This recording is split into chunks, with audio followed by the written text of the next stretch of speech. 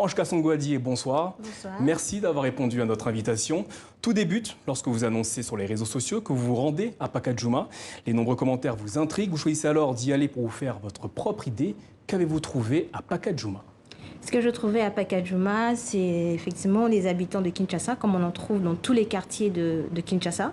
J'ai trouvé des femmes qui ne baissent pas les bras, des femmes qui cherchent à travailler, qui se débrouillent. En fait, j'ai trouvé une autre Kinshasa dont Pacadjouma. Ça veut dire la débrouillardise, la joie de vivre, mais aussi les gens qui cherchent à gagner leur vie de différentes manières. Vous parliez des femmes. Qui sont les femmes de Pacadjouma?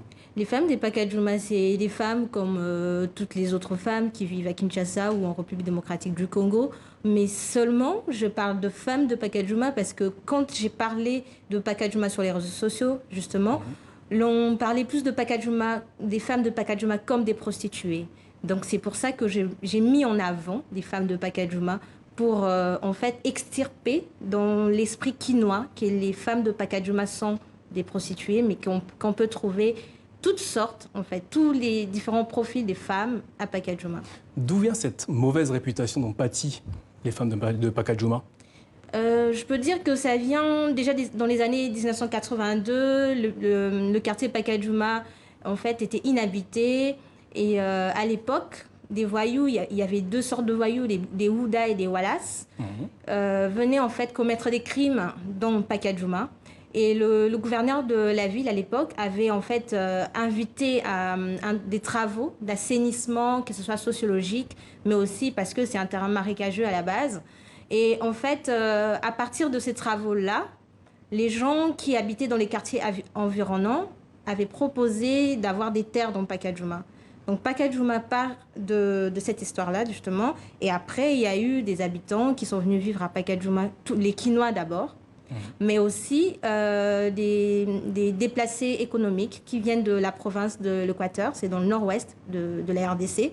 Et eux, ils s'installent à Pacadjouma avec l'idée de s'en sortir, l'idée de trouver le mieux vivre, le mieux être dans la capitale plutôt que dans la province. Au fil des pages, on prend conscience de la réalité qui rythme le quotidien des femmes de Pacadjouma. Une vie ordinaire s'y déroule, ponctuée de rires, de pleurs, mais surtout de beaucoup d'espoir. Oui, beaucoup d'espoir. Les jeunes filles ont beaucoup d'espoir à Pacadjouma parce que je me suis vraiment attelée sur la situation de la femme de Pacadjouma.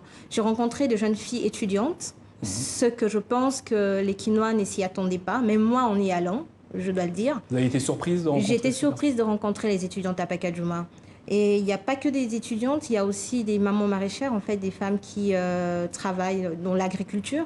Comme dans tout Kinshasa d'ailleurs. Comme dans tout Kinshasa, dans tous les coins de Kinshasa. Je rencontrais les femmes d'affaires, ça veut dire qui en fait des entreprenantes en fait, qui ont des petits commerces, des restaurants de fortune ou autre chose aussi. Je rencontrais aussi des gens qui vivent à Pacadjouma. Disons, dans les années 82, il y avait des constructions, des maisons construites modernes aussi. Les hangars sont venus après, mais il y a des maisons modernes à Pacadjouma. Et je rencontrais des familles qui vivent à Pacadjouma depuis des années et qui travaillent en ville, au centre-ville de Kinshasa, qui est à 15 minutes d'ailleurs de Pacadjouma. À Pacadjouma, il y a aussi des hommes. Quel regard portent-ils sur les femmes qui les entourent? Alors les regards des hommes sont différents, effectivement. Certains hommes gardent à l'esprit que les femmes qui sont à Pacadjouma sont des prostituées. Mais le chef du quartier et donc le bureau administratif de Pacadjouma que j'ai rencontré aussi, essaye de faire la différence. Effectivement qu'il y a des femmes libres à Pacadjouma, mais toutes les femmes ne sont pas libres à Pacadjouma.